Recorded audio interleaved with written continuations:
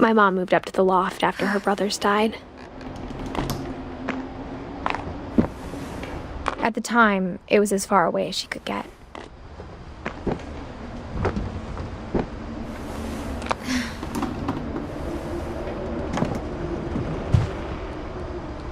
Religion was another thing my mom never talked about, but I think it helped her a lot after her dad died.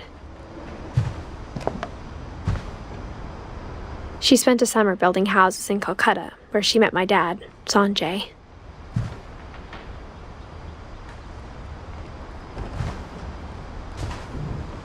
My mom moved to India a week after graduation and got a job teaching English. Louis was born a year later.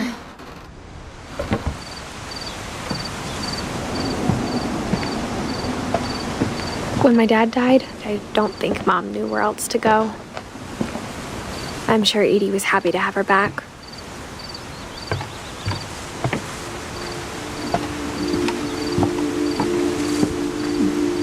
The house had to get a little bigger, but Edie was used to that.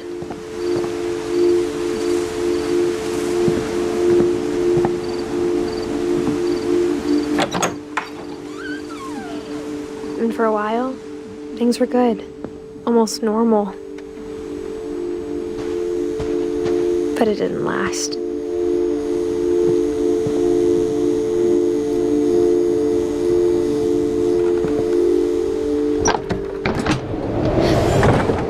The beginning of the end was Milton's 10th birthday, when Edie gave him a castle.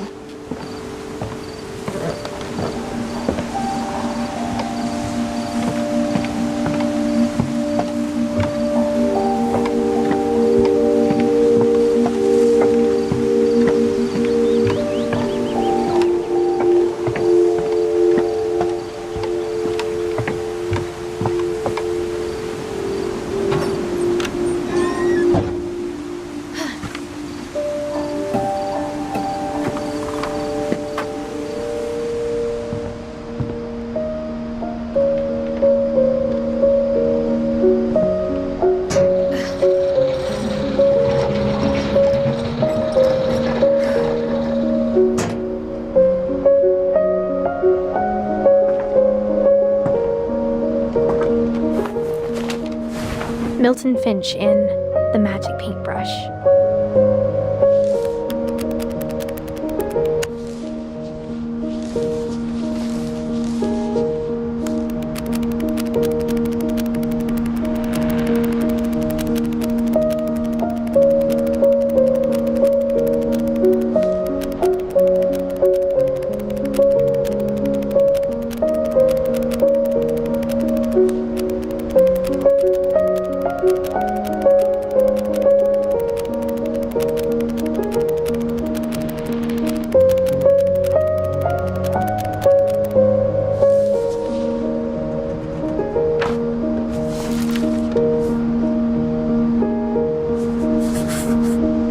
I was 4 when Milton disappeared.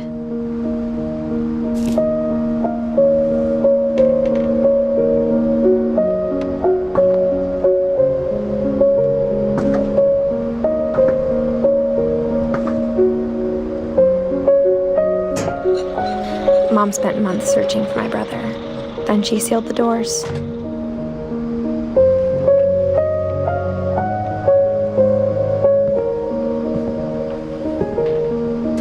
Whatever Milton had found in the house, Mom didn't want it getting out.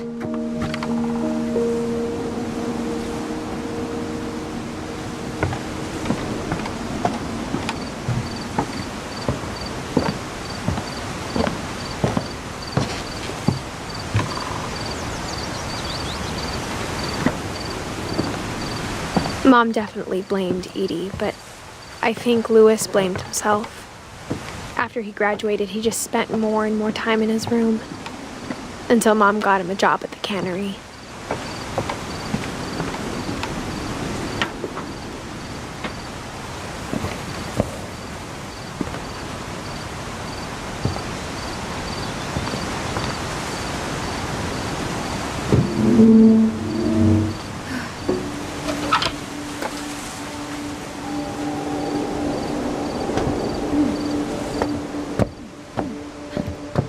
Louis's room smelled very very familiar.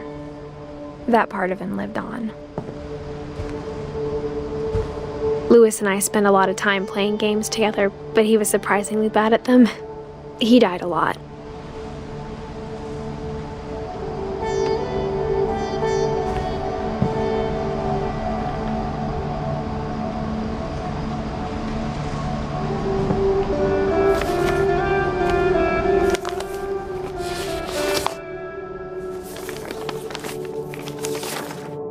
Dear Mrs. Finch, as Lewis's psychiatrist, I can understand your desire for an explanation.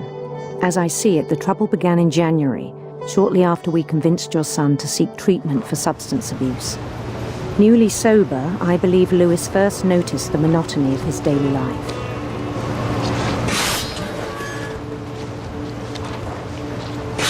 He kept working at the cannery, but he withdrew part of himself. In our sessions, I saw the same behavior. His mind began to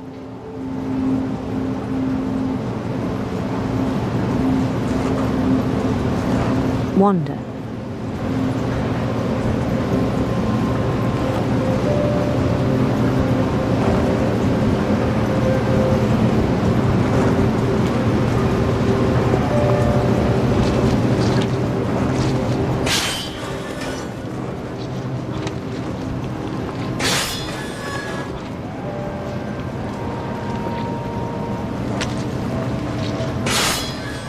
I asked him to describe it.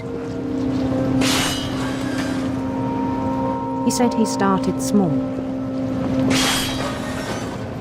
imagining a labyrinth. He'd feel his way about.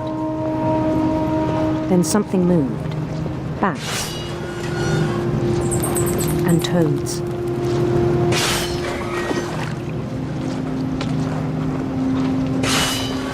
And things that have not names.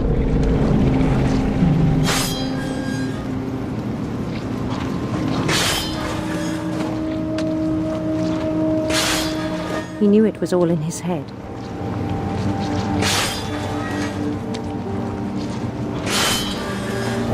But he took it very seriously.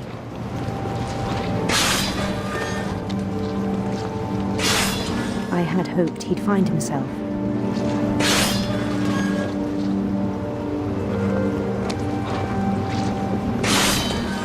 But he found something more. I worried about him then, daydreaming at the cannery. I spoke with his boss. But he said Lewis had become a model employee. Methodical, tireless, focused.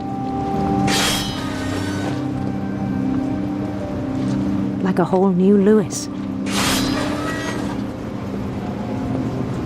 So I let him go on.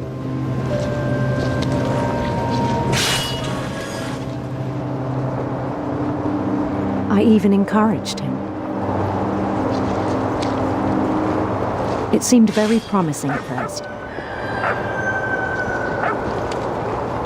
He told me he'd made a new friend.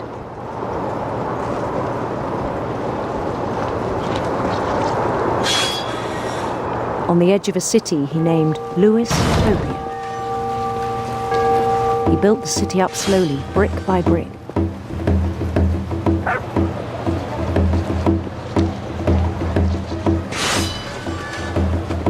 Then he made musicians.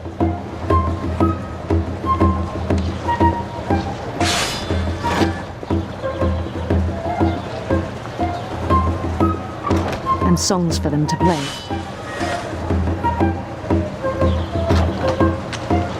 He talked about starting a band. And he was always humming something.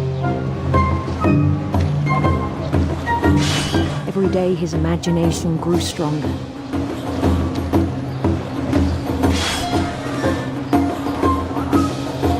He no longer spoke at the cannery. But his chopping was as reliable as ever. Then one day it struck him. At all the cheering crowds, even the stones under his feet, were all in his imagination, so he could do whatever he wished.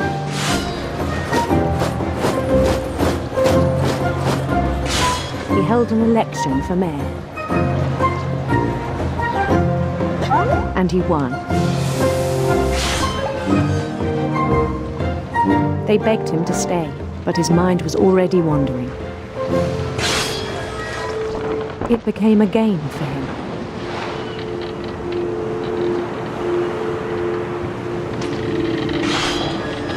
He'd conquer a city, then immediately push on.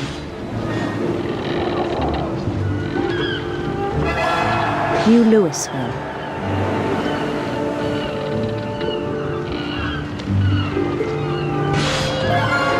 St. Louis. He started drifting away from our reality.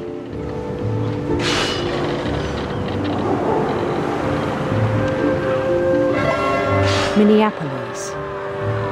Until one day he forgot to go home from the cannery. Even as his mother pleaded with him, part of Louis kept sailing on.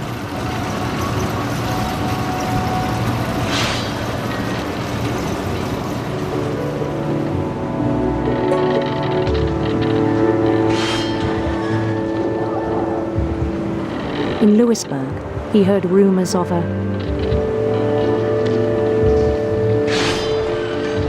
handsome queen.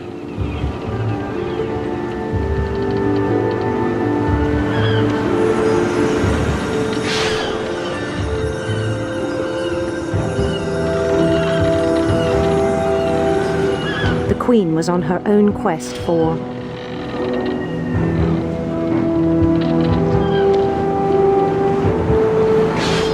radiant rainbows.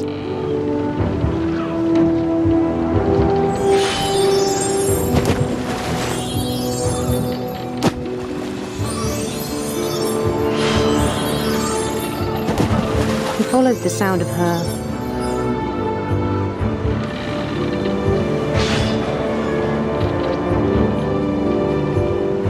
silver harp.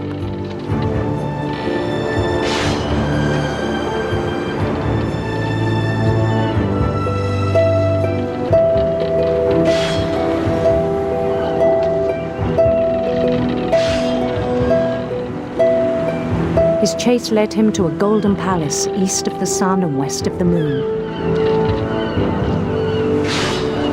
Even then, his logic remained sound.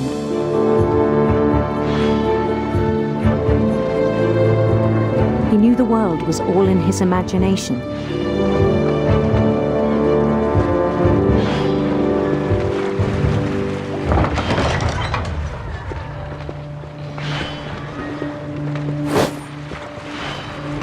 But he was so proud of having created it.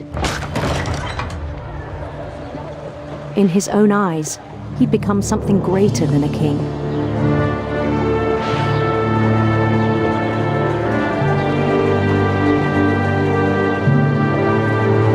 For someone who'd never known success in the real world, I think it was overwhelming.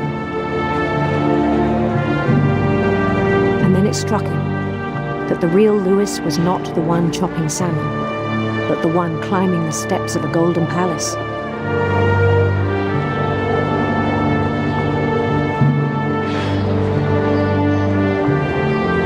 My imagination is as real as my body, he told me.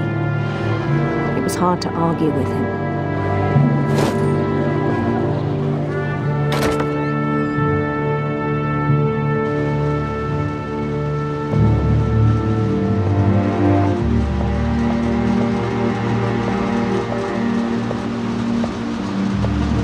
Began to forget the world we know.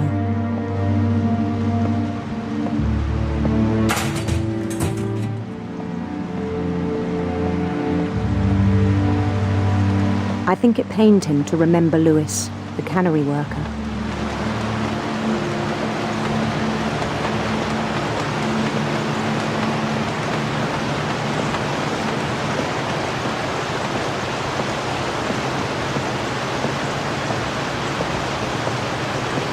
He began to despise the man with a royal contempt.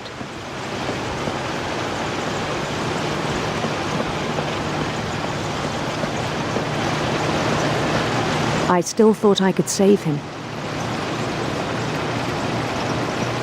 Even after he said he was being crowned king over all the lands of wonder.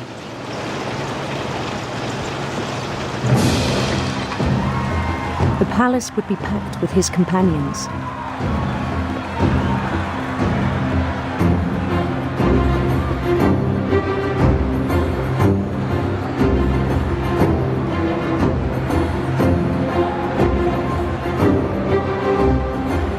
Including the wise Calico who'd insisted on advising me.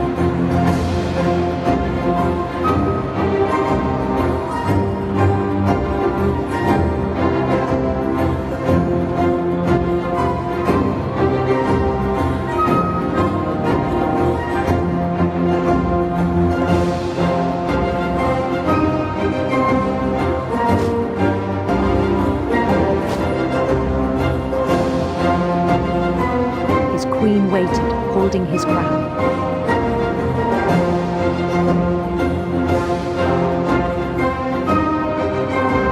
There was only one thing left to do.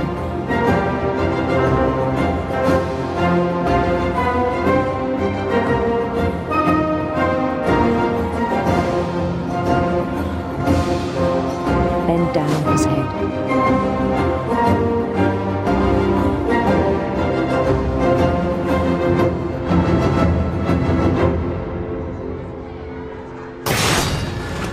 I think you know. Mrs. Finch, your son was a kind man who will be missed by all of us who knew him.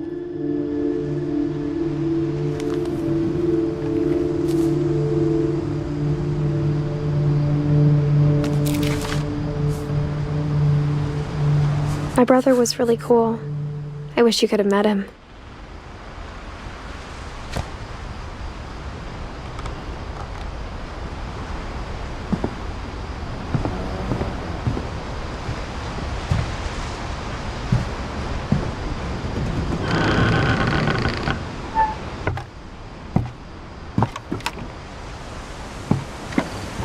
On the way back from Lewis's funeral, my mom told me to start packing.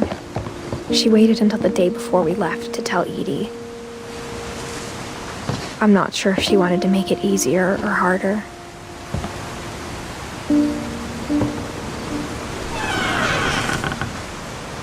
I wish we'd stayed.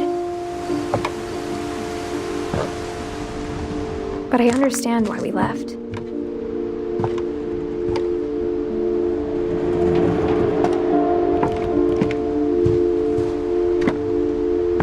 My mom ended up leaving everything behind.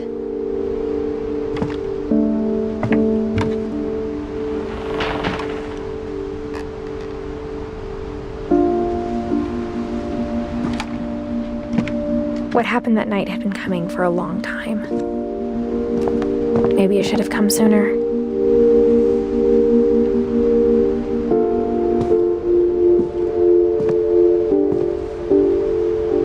But it had to end one way or another.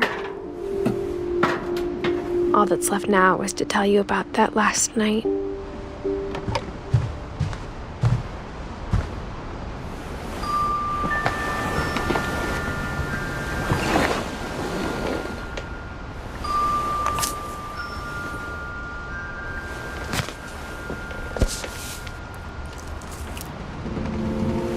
That whole last day, Edie just watched us pack and didn't say a word.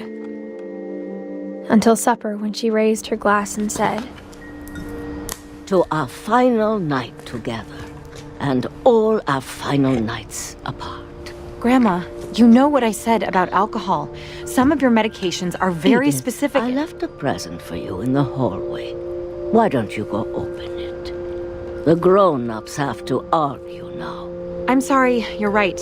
We're all leaving tomorrow. Let's just enjoy our last... I'm not leaving. Edith, you're excused.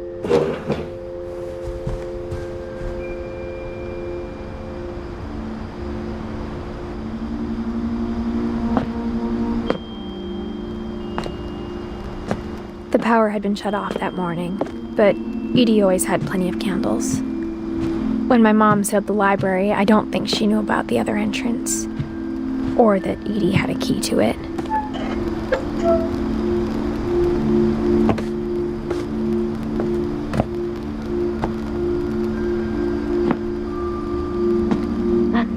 you're afraid of isn't going to end when you leave the house. Edith has a right to know these stories. My children are dead because of your stories. I think it's best if Edith and I leave tonight.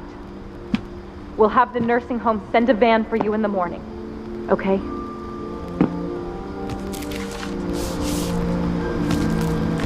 Dear Edith, there's so many stories I wish I could tell you, but there's only time for one. This is about what happened on the night you were born. That night, the tide went way, way out. It was the first and last time I ever saw the old house aground. There'd been an earthquake out in the middle of the ocean. They called it the lowest tide in 1,000 years. God, it smelled awful. You know, I've seen that house every day of my life.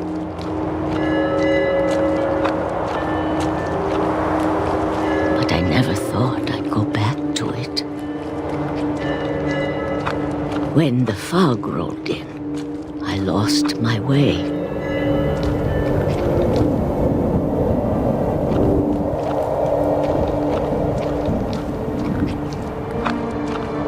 I got turned around.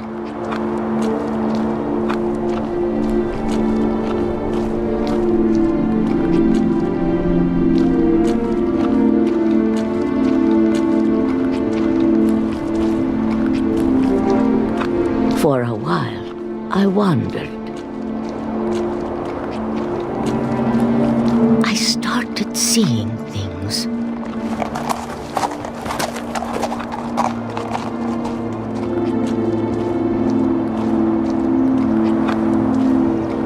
Things I'd forgotten had ever existed.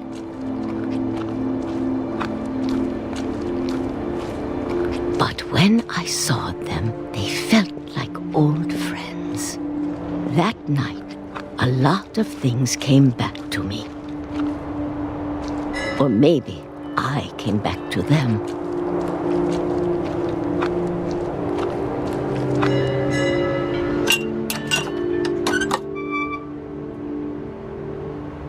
Things I can't explain, but that I need you to try and... Edith, what are you doing in here?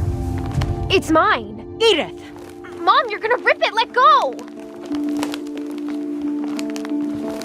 I kicked and screamed, but Mom dragged me to the car. I never saw Great-Grandma Edie again. The next morning, the van came to pick her up, but she was already gone. After that, we moved around a lot.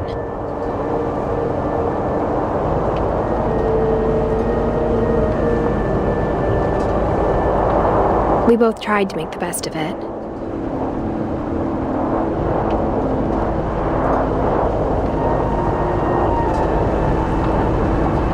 A few years went by.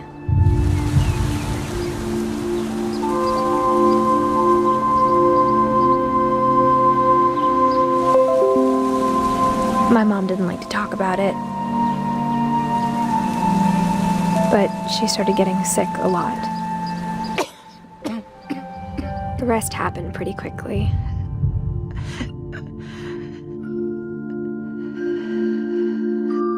She got better for a while, and then she didn't.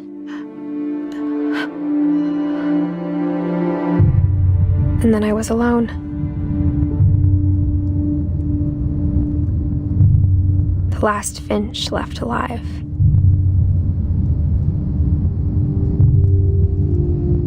Until I found out about you. I'm still not sure what to tell you about all this.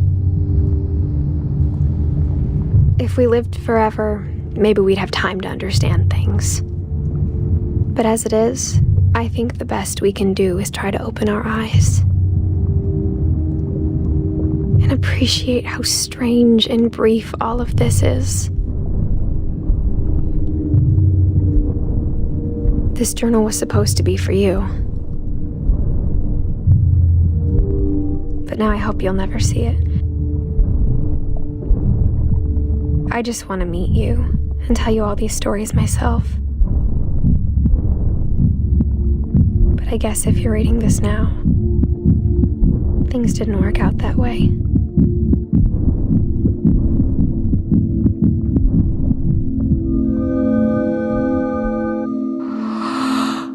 This is where your story begins. I'm sorry I won't be there to see it. It's a lot to ask, but I don't want you to be sad that I'm gone.